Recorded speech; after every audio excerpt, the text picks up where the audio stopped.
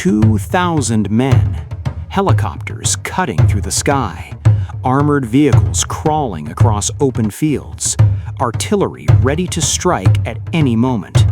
This was supposed to be a decisive operation, a clean victory, a demonstration of modern warfare. Against them, just 400 fighters, no air support, no heavy armor, barely enough weapons. And yet, by the end of the day, the stronger force would be broken.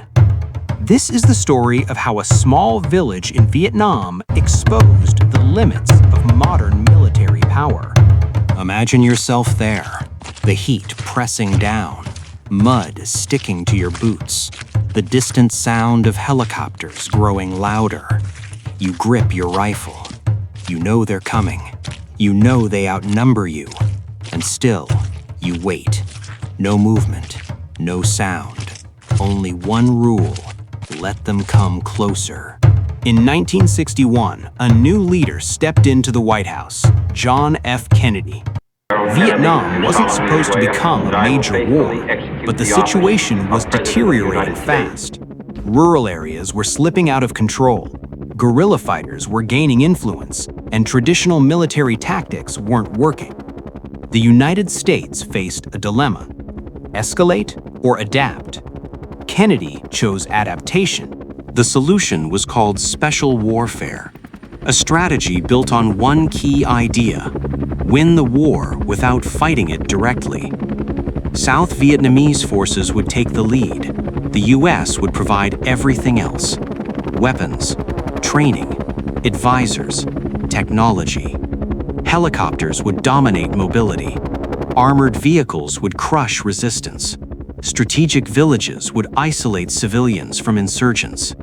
It looked precise, efficient, modern. But war doesn't always follow plans. Behind the scenes, another battle was unfolding. A silent one. Information. Inside the system, a man was watching, listening, reporting. Pham Swoon An. He provided critical intelligence, plans, tactics, weaknesses. Nothing stayed hidden for long.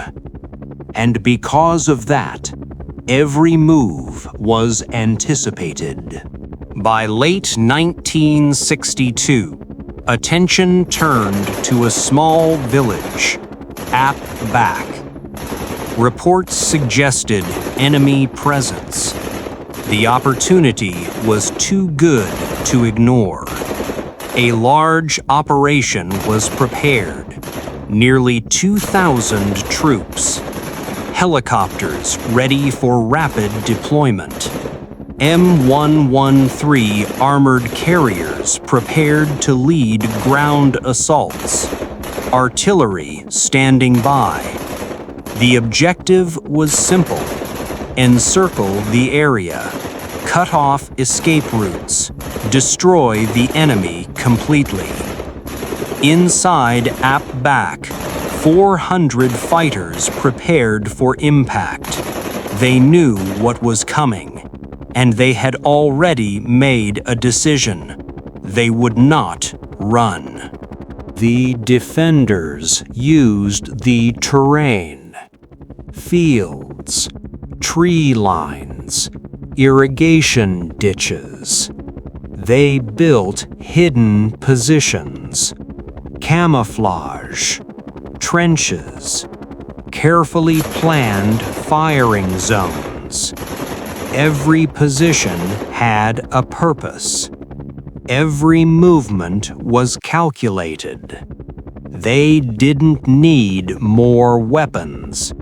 They needed the right moment. At dawn, the operation began. Troops advanced cautiously. Helicopters circled above, scanning. Everything seemed under control, until the first shots rang out. At close range, the defenders opened fire. Precise, sudden, overwhelming. The attacking units were caught off guard. Formation broke. Momentum stopped. The first assault failed. Command escalated quickly. Helicopters were called in to deploy troops behind enemy lines. This was supposed to be the decisive move. Air mobility, speed, control. But the defenders didn't react immediately. They stayed hidden. They waited. They let the helicopters descend. Closer, lower, vulnerable. Then they fired. Machine gun bursts ripped through the air. Helicopters were hit mid-descent. Some crashed instantly. Others tried to escape. Several never made it out. The battlefield changed in seconds. Air superiority was no longer guaranteed. Next came the armored vehicles. M113 carriers advanced across the fields. They were designed to dominate infantry, to break resistance, to force movement. But the defenders adapted. They targeted exposed gunners. They attacked at close range. They used the terrain to limit visibility. One vehicle stopped, then another. The advance slowed, then stopped completely. Technology had met resistance it couldn't easily overcome. The attackers increased pressure. More troops were committed. Multiple directions, coordinated assaults. But every push meant the same pattern. Silence, then sudden, devastating fire at close range. Units became disorganized. Communication weakened. Confidence started to fade. Some soldiers hesitated. Others refused to advance. The operation was losing cohesion. By late afternoon, the situation was clear. The defenders were still holding. The attackers were not advancing. Despite superior numbers, despite better equipment, nothing was working. What began as a controlled operation had turned into a stalled battlefield.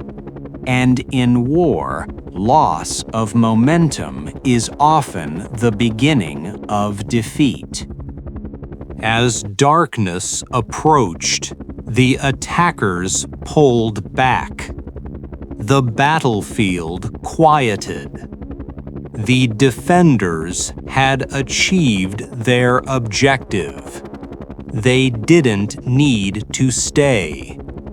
Low on supplies, they withdrew into the surrounding terrain, disappearing as quietly as they had fought. The results were undeniable. Hundreds of casualties, multiple helicopters destroyed, armored vehicles disabled. A modern force had failed to defeat a smaller one, not because it lacked power, but because it failed to adapt. The battle sent a powerful message. Technology alone is not enough. Strategy matters. Preparation matters. Understanding the enemy matters. The assumptions behind special warfare were shaken, and doubts began to grow, not just on the battlefield, but in Washington itself. Ap-Back was not the largest battle, but it was one of the most important, because it revealed something deeper: that determination, discipline, and intelligent tactics can overcome overwhelming force. And in Vietnam, this would only be the beginning.